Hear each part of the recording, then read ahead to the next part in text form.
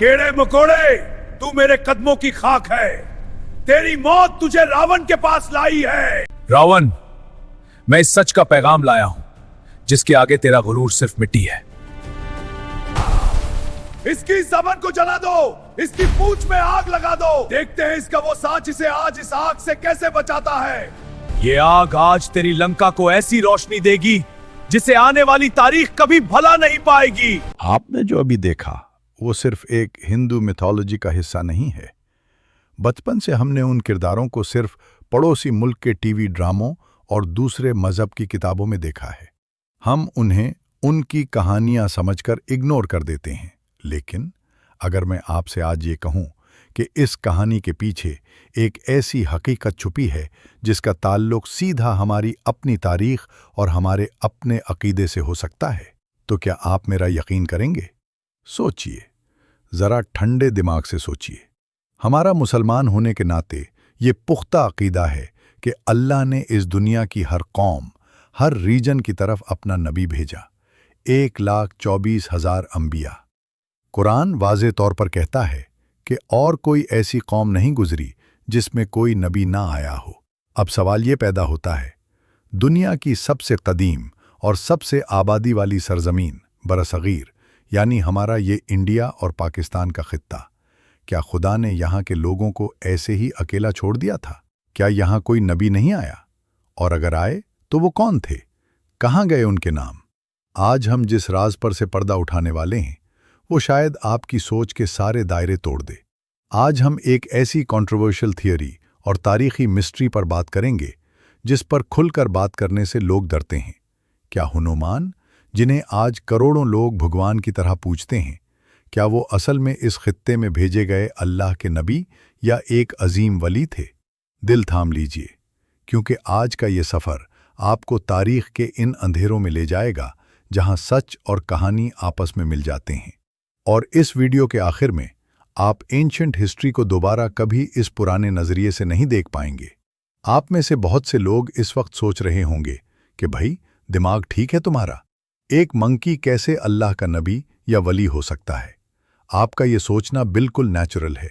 लेकिन रुकिए, यहाँ हिस्ट्री ने हमारे साथ एक बहुत बड़ा और हैरानकुन खेल खेला है, और जब आपको इस खेल का सच पता चलेगा तो आप अपना सर पकड़ लेंगे। आइए सबसे पहले इस मिथ को तोड़ते हैं जिसने सदियों से लोगों को कंफ्यूज किया हुआ है, हनुमान का बंदर होना। एंशिएंट संस्कृत टेक्स्ट को अगर आप डीपली स्टडी करें तो हनुमान की कौम को वानरा कहा गया है। अब हजारों साल बाद के आम लोगों और आर्टिस्ट ने वानरा का मतलब बंदर निकाल लिया और उनकी वैसे ही तस्वीरें बना दें। लेकिन मॉडर्न लिंग्विस्ट्स और हिस्ट्री के एक्सपर्ट्स क्या कहते हैं? संस्कृत में वाना का मतलब है फॉरेस्ट और नारा का मतलब है मैन, यानी वाना नारा का असल मतलब था जंगल में रहने वाले इंसान। एक ऐसा ट्राइब जो जंगल और पहाड़ों में रहता था, जो फिजिकल ताकत में आम इंसानी आबादियों से बहुत आगे था। वक्त के साथ सदियों का फासला जब गुजरा तो कहानियां सुनाने वालों ने उन जंगली इंसानों को सच में बंदर बनाकर पेश करना शुरू कर दिया।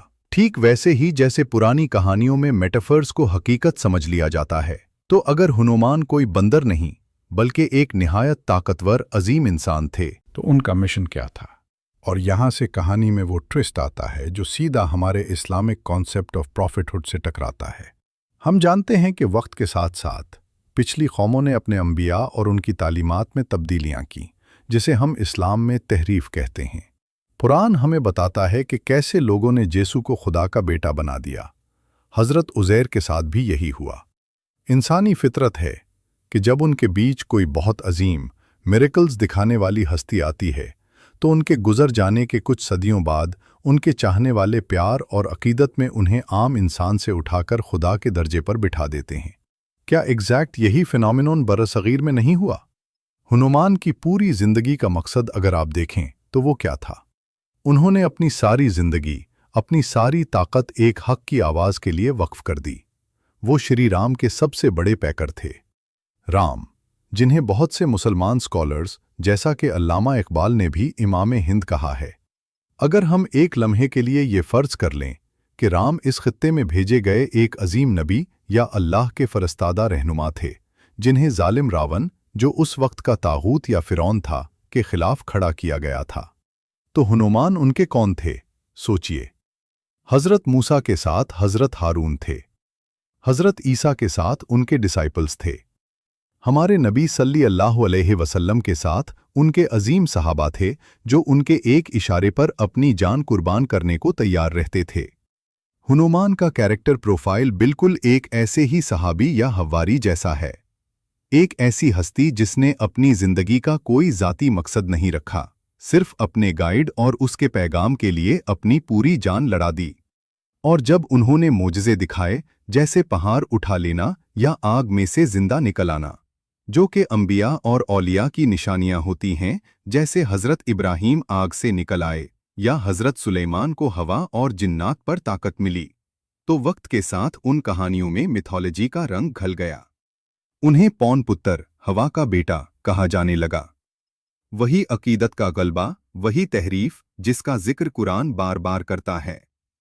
लेकिन इस मिस्ट्री का सबसे बड़ा और सबसे डेंजरस हिस्सा तो अभी बाकी है। एक ऐसी चीज जिसे सुनकर शायद आप इस वीडियो को यहीं रोककर खुद रिसर्च करने पर मजबूर हो जाएं। हनुमान का ताल्लुक लंका के सफर से था। लंका यानी आज का श्रीलंका।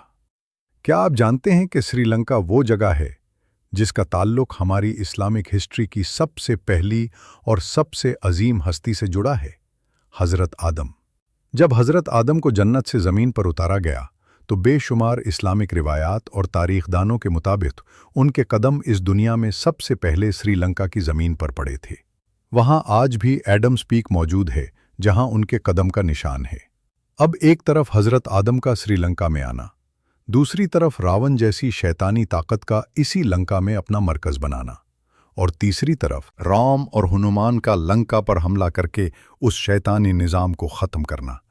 क्या ये सब सिर्फ एक इत्तेफाक है या फिर तारीख़ की एक ऐसी कड़ी है जिसे हम अलग अलग मज़ाहिब के चश्मों से देखने की वजह से कभी जोड़ नहीं पाए? ज़रा ठंडे दिमाग से इस लिंक को कनेक्ट करें। जिस ज़मीन पर इंसानियत की शुरुआत हुई, वहीं पर एक वक्त आया जब शैतानी ताकतों रावण ने कब्ज़ा कर लिया, तो खुदा ने अपने भेजे हुए खुसूसी बंदों को वहां भेजा ताकि उस मुकद्दस ज़मीन को वापस पाक किया जा सके। ये वो डिवाइन प्लॉट है जो दुनिया के हर मेजर रिलीजन में किसी न किसी शक्ल में मौजूद है। अक्सर लोग इस टॉपिक पर बात करने से घबराते हैं। वो सोचते हैं कि किसी दूसरे मजहब के किरदार को इस्लाम के लेंस से देखना शिर्क या कुफ्र तो नहीं, लेकिन असल में ये इस्लाम की उस अजीम और ब्रॉड सोच का हिस्सा है जो सिखाता है कि सच्चाई सिर्फ किसी एक खित्ते की जागीर नहीं। जब हमारे परखे यहाँ आए, जब मुसलमान सूफी बुजुर्ग जैसे बाबा बुल्हे शाह, ख्वाजा फरीद या शाह अब्दुल लतीफ़ भटाई ने इस मिट्टी की तारीख को पढ़ा, तो उन्होंने कभी उन कदीम किरदारों को सिर्फ हकारत से नहीं देखा। उन्होंने पहचाना कि फॉग ऑफ टाइम के पीछे ज़रूर कोई खुदा का पैगाम लाया था।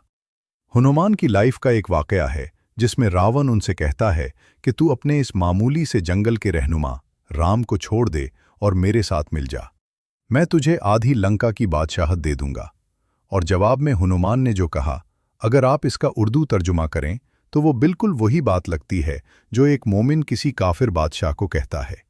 उन्होंने कहा था, तेरे इन सोने के पहाड़ों की मेरे लिए औकात एक मिट्टी के जर्रे जैसी भी नहीं, क्योंकि मेरी रूह उसके कब्जे में है जो उन सब का मालिक है।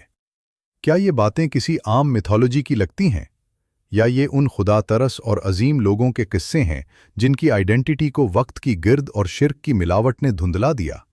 मैं ये नहीं कह रहा, और ना ही हम में से कोई ये दावा कर सकता है कि हनुमान डेफिनेटली अल्लाह के नबी ही थे, क्योंकि जिन अंबिया का नाम कुरान और हदीस में नहीं, उनके बारे में एब्सोल्यूट तौर पर कुछ कहना हमारे इख्तियार में नहीं।